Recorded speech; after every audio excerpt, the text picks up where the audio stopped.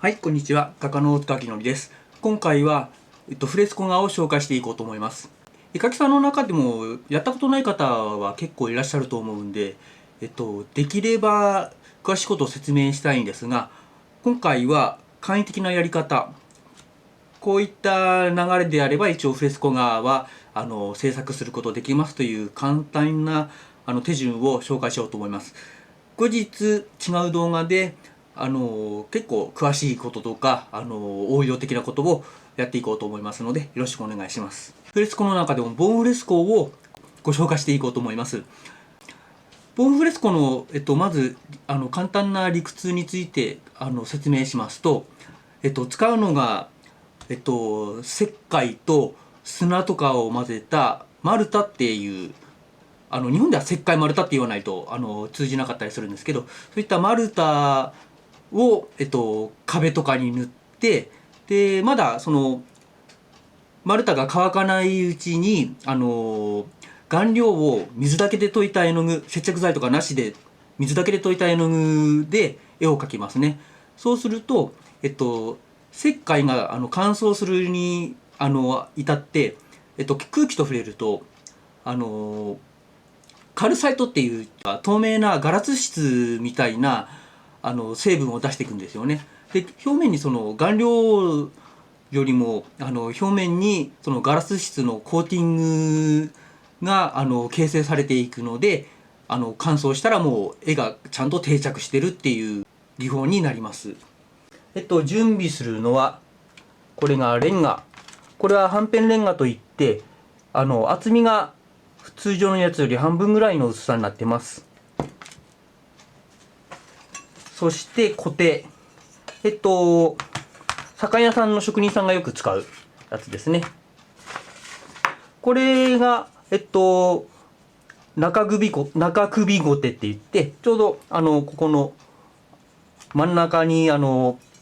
付け根があるちょっと大きいコテですね。でこちらが元首ごてって言ってちょっと根元、この金属のやつの根元の方に付け根があるコテになります。あと木ごてですね。木ごて、木製のコテになりますね。およそここら辺を使って制作していこうと思います。本来はもっとねコテの種類用途によっていろいろあるんですがここではちょっと小さい絵を描こうと思いますのでこれぐらいで大丈夫かなと思います。そして丸太を作るのに使うこちらが石灰、そして砂でこちらが白龍の2輪とよいしょ白龍の1輪ですね。2輪とか1輪っていうのは砂粒の大きさを表しています。2輪の方が大きいですね。1輪の方が小さい粒子になっています。次に顔料ですね。顔料の粉状の顔料、こういった各メーカーから粉の顔料が売られています。ちょっと出すとこういった粉のやつが売ってますので単純にこういった顔料にアラビアゴムが混ざれば水彩絵の具だし、油だったら油絵の具、ニカワマだったらもう日本画といって呼んでいい代物になりますね。実際日本画の画材屋さんにもね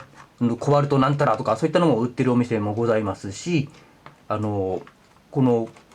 絵の具の元の粉というのかな、そういったものになります。そして重要なのが石灰がアルカリ性なので対アルカリ性の性質を持っているもの、アルカリに強いものを選んでください。ここだとこ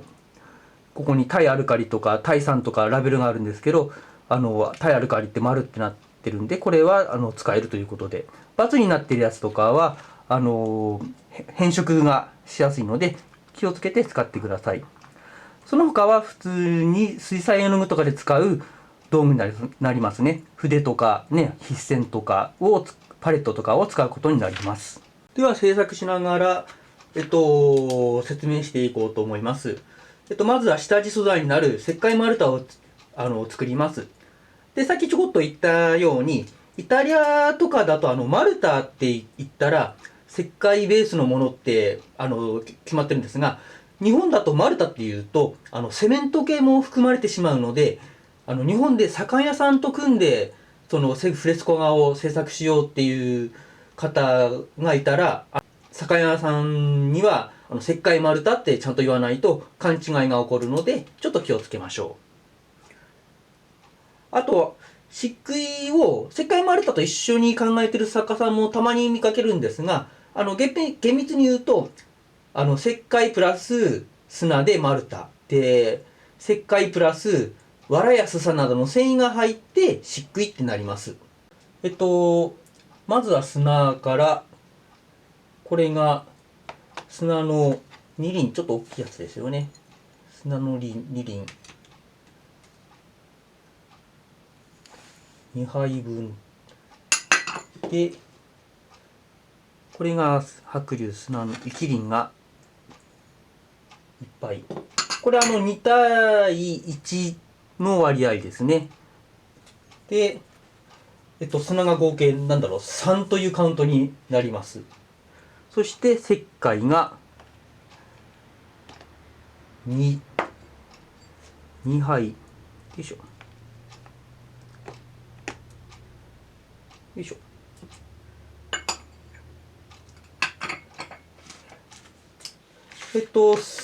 砂が3で石灰が2なんですけど、この石灰と砂2対3で、今3の内訳が1輪と2輪で、1輪が1、2輪が2っていう内訳にしてるんですけど、この内訳は状況によって下地の状況だったり、例えばツルツルな壁に描きたいだったらね、細かい砂多くしたりとか、状況によって変わってきたりとかするんで、ここら辺はその人によってやり方が変わってくるかなと思います。基本的には石灰と砂の比率、砂全体ですね、石灰と砂全体の比率が2対3っていう比率を守ってあげて制作してみてください。で、今これね、ちょっと大きめのタッパーに入れてるんですけど、その中で軽く空混ぜしてみてください。で、今回は絵が小さいので、ゴミが入ってる。絵が小さいので、よいしょ。こういったタッパー、大きめのタッパーを使って制作しますが、もう壁に広い面積でやりたいんだったら、もう酒屋さんみたいにね、船、でっかい巨大なバットみたいなやつがありますんで、もうね、ちっちゃい子供が一人寝そべれるぐらいのでっかいやつとかあったりしますんで、それに入れて、クワとかの手作業でね、混ぜたり、ね、攪拌機みたいなものを使って混ぜたりとかしてみてあげてください。で、はい。で、空混ぜ終わりました。で、あとは水を足しながら、練っていきます。で、水の量、これに対してこの水の量っていうのは結構、ないというか、マルタの状況、マルタじゃねえや、石灰のね、質だったりとか、砂の、種類とかによっても変わってきますので、結構、その場判断になるかなと思います。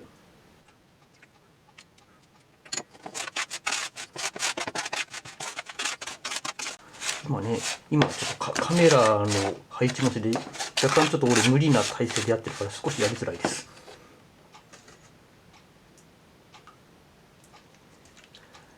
で、あと練るにあたって、混ぜるというよりは本当練るですね。もう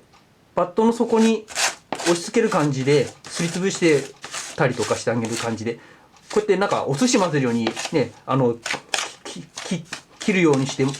かき混ぜるとかじゃなくて、本当よく混ぜてください。よく練り上げてください。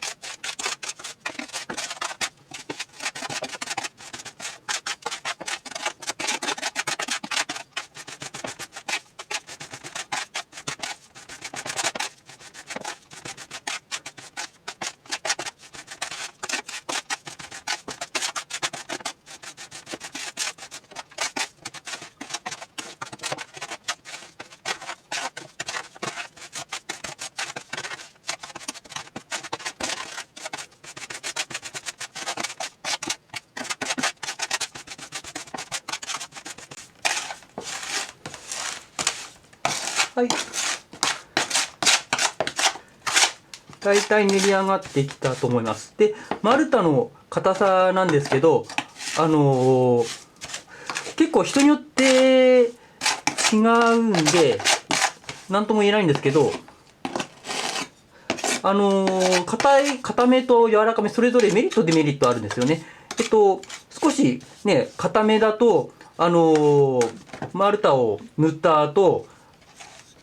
絵を描ける、工程に行くのが早くなります。で、ちょっと柔らかい丸太だと、塗りやすいんですけど、少し水が引かないと、絵を描く作業がスタートできないっていうのがあるんで、そこら辺は、どっちを取るか、その丸太がね、硬いと塗りづらいんで、硬いけどすぐ絵描きたいっていう人は、頑張ってちょっと硬めをやってもいいですし、ね、少し余裕を持って、時間余裕を持って柔らかめとかを選んであげてもいいんじゃないかなと思います。次の工程はレンガを水につけます。よいしょ。お、水が足りないかな。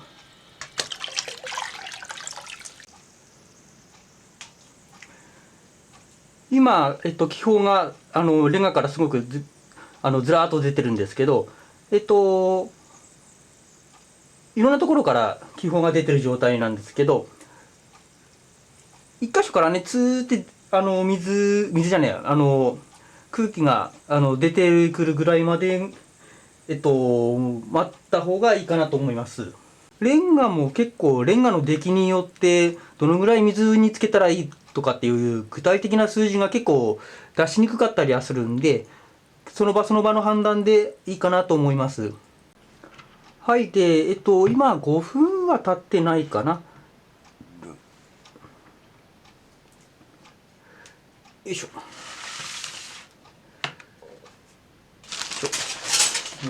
かな。で、今、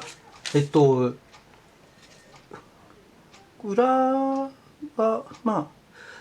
大丈夫かな。今、ちょっとしばらくしたら水引いて、なんだろう、今、水が表面まで、浮き上がってきて、ちょっと光るっていうのかな、水のせいで光って見える部分があって、これがずーっと残ってるようだったら、お水のやりすぎということになります。で、まあ、しばらくしたら、スーッと引いてくれるんだったら、まあ、ちょうどいいかなと思います。で、もし、水がずっと引かないんだったら、ちょっとね、もう新聞紙とか布で少し表面のやつを拭き取ってあげれば、描けるようになるかなと思います。よいしょ。では先ほど作ったじゃあ丸太を塗っていきましょう。丸太は最初はレンガの凹凸にもう力入れてすり込みたいっていうのかな、もう細かい凹凸の中に丸太をぐっと食いつかせたいんで、丸太の量は少なめで、もうすごい力を入れて塗ってください。薄くていいです。ここで厚くやっちゃうと厚いと丸太自体がクッションになって力が下まで行き渡らないんですよね。なので薄く力を込めて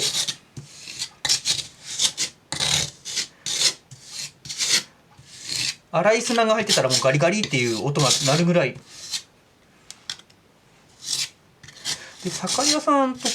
ほどじゃないから、やっぱりそんなに丸太塗るのは僕はちょっと上手じゃないけど、酒屋さんとかほんとすごく綺麗に塗りますよね。綺麗というかもう気持ちよくズバーって塗る。すごいですよね、ああいった技は。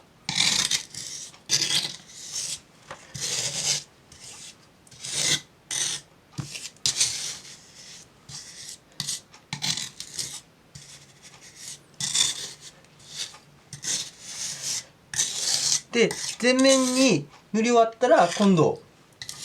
2度塗りなんですけど、今度厚みをちょっと持たせるために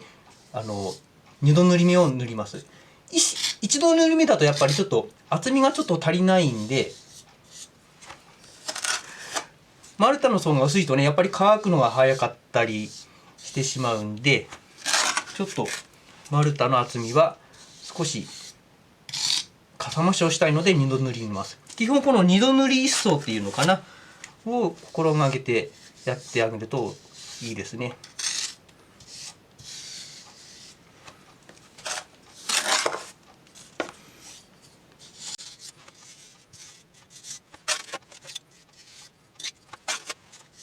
でかといってあんまり厚いと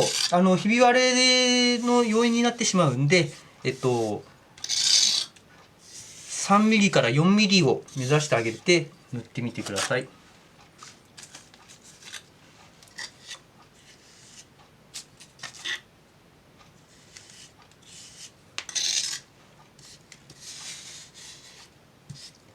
で塗る時にこのベタッと固定を置いちゃうと結構上上げた時にボコッと取れてきちゃうんですよね。なので塗る時にちょっとエッジを効かせるじゃないけど少し傾けてちょっと進む方向を隙間ちょっと上に上げるぐらいで塗ってあげるといいかなと思います。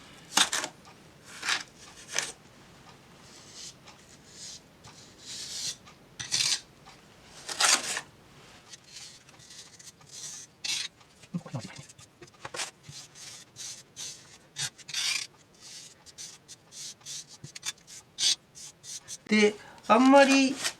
頑張って平らにしようと思って撫ですぎると表面に水が上がってきてしまうんですよね。なのであんまりその平らにするのはそんなにこだわらなくてもいいかなと思います。絵を描くのでそんなに困らなかったりはするんで、最初はそんなに慣れるまでは気にしなくていいかなと思います。そしてで平らにこれ面積が小さいので固定金具で1本でいいんですが、面積が大きいと平らにしようとするとこういった木ごてを使ってあげると便利ですね。木ごてを少し木ごて濡らしてあげて、でよいしょ、ちょっと正面になってます。これでへ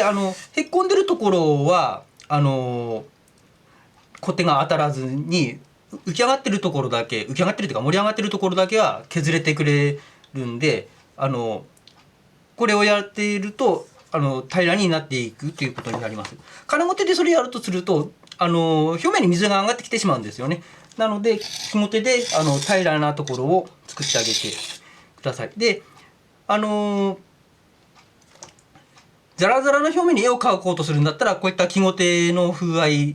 でいいかなと思いますし、ちょっと平らなところに平らなところっていうかねツルツルな画面に描きたいっていうんだったらやっぱり金ごてで撫でてあげて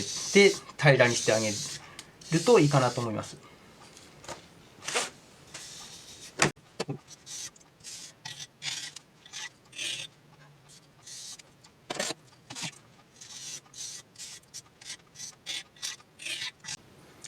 そして結構角が今僕角ちょっと斜めに押さえてるんですけどこ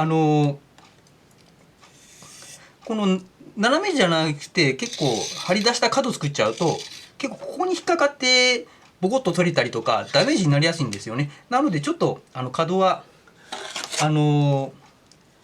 内側にちょっと斜めにしてあげた方がいいかなと思います。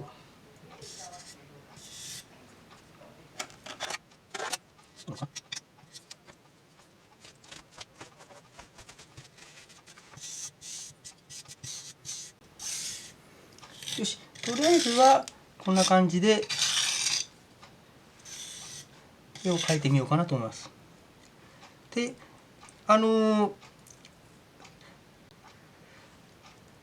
でこれちょっと手に指に石灰がついてきちゃいますね。これこれで絵を描いちゃうと筆の側に白いのがついてきちゃうんでちょっと水を引くのを待たなきゃいけないんですよね。なのでこれはちょっと数十分とかちょっと放置していこうと思います。固定とかの手入れなんですが、固定、乾かないうちは水で落ちてくれるんで、水できれいに落として拭いてください。放置しとくとすぐ錆びてしまうんで、そこら辺ちょっと気をつけてあげてください。よいしょ。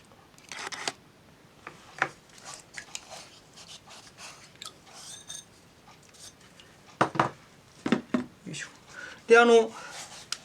石灰アルカリなんで手が荒れるんで、僕ちょっと素手でやっちゃってますけど、ちょっと長い、固めの筆、ハケとかブラシ使って、やってあげるといいかなと思います。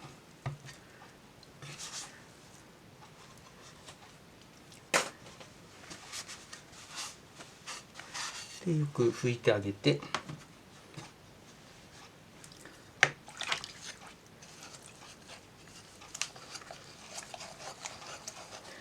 で、タッパーの方も、使い終わったら水洗いするか、あと余った丸太は乾燥しなければずっと使えますので、ちゃんと蓋閉めて取っといてください。たまに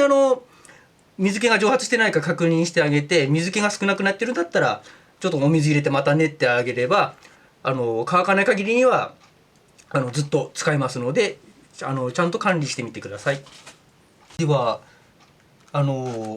水引きいいかなと思うので、少し絵を描いていこうと思います。もうあとは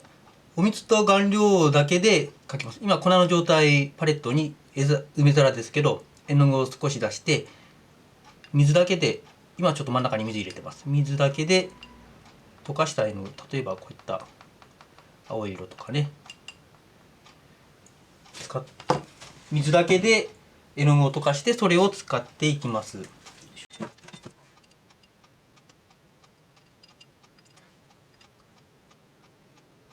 で、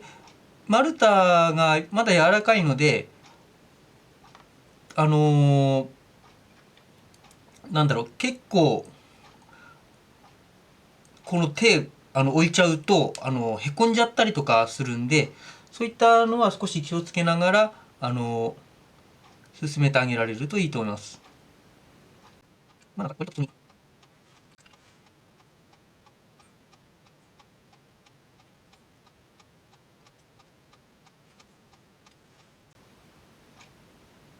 で、割と濃い色ももちろんのせられますので、まずは失敗を怖がらずに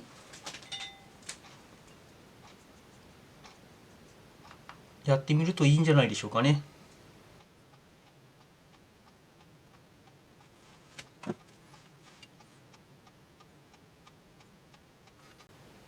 こういうふうに、あとはもう絵の具で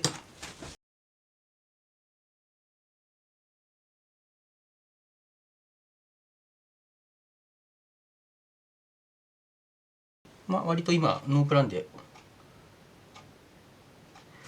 トカゲ目を描いてますけど、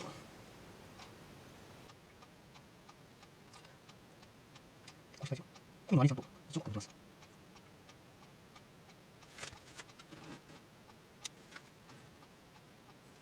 一応さらっと描いただけですが、とりあえずこれで乾いたら絵の具が定着するので完成ということになります。そしてフレスコの絵の具は乾いたら絵の具が乾いた色に戻るというのかな。こちらで説明するといいかな。今例えばここの茶色とかって濡れてると濃い色で乾くとねちょっとマットな発色になるんですけど、こういった風に日本画も結構そうですけど乾いたら濡れた色がなくなるのが特徴的ですね。そこら辺日本画とかとかなり似てます。油とか水彩のが割と濡れた色のまま描くんですけど、そこら辺がちょっと大きな違いになるかなと思います。ちなみにこちらは以前に描いたボタンがモチーフのフレスコ画になりますね。技法的には同じようにして描きました。今回は昔のフレスコ画を意識してレンガに描きましたけど、本来フレスコ画を個人で描こうとするとちょっとレンガって不便なところが多いんですよね。すごい重いし、56個集まったら多分女の人だと持ち上げるのはすごく厳しいんじゃないかな。なので今時の道具使ってもう少し便利にフレスコ画を制作することはできます。ただそのレンガはメリットもやっぱり多くて、描くことに関してはすごくメリットが高いんですよね。保湿性っていうのかな。マルタが乾ききるまでに絵を完成させなきゃならないっていうのがフレスコ画の大きな壁だったりはするんですけど、それでそのレンガとか石壁とかが持つ保湿性みたいなのとかっていうのはすごく大きな武器になるんですよね。そういったメリットとかデメリットもありつつ、今の新しい画材を駆使してそこにもやっぱりメリットデメリットありますので、それも含めて今後また説明する動画を上げていこうと思います。で、砂の説明を少ししようかなと思います。今回1輪と2輪のブレンドを使いましたが、本来は川で取った砂をふるいにかけて大きな砂利とかね、粒々のでかい砂を取ったものがある意味ちょっと理想なんですよね。その流動分布が広いんですよ。細かい粒からちょっと大きい粒までの幅がすごく広いんで、それがすごく理想なんですけど、やっぱり川砂とか使うとちょっとグレーっていうのかな、その色が暗い色がついてしまうっていうのがあるんで、今回は白龍っていう建材の商品を使いました。それを1、2輪をブレンドして使いました。白龍のほか珪砂とかいろいろと砂はあると思うので、それぞれ特徴がありますので、いろいろ使ってみるといいと思います。あと石灰も今回食品添加物用の石灰っていうのを使ってます。砂も石灰も一応ホームセンターとか建材屋さんで手に入るものなので、やりたい方は調達してみていいかなと思います。ただ建材が元の本来の使い道なので、ちょっと売ってる単位がでかいです。20キロの袋とかなので、本来は適量で売ってくれたらすごく安く済むんですけど、すごく大きい単位で買わされたりするとか、あと重いから買った値段よりも送料の方がかかったりとかっていうのがありますので、そこら辺は近くに建材屋さんがいて取りに行けるんだったらね、うまく安く手に入るかもしれないし、ホームセンターとかでもきっと話し合いとかもしかするとうまいこと言ったりとかする可能性もあるんで、ご自身のちょっと調達ルートっていうのかな、都合のいいことをうまく模索してもいいかなと思います。はい、では今回はこれまでになりますので、またよかったらチャンネル登録、いいねの方よろしくお願いします。ご視聴ありがとうございました。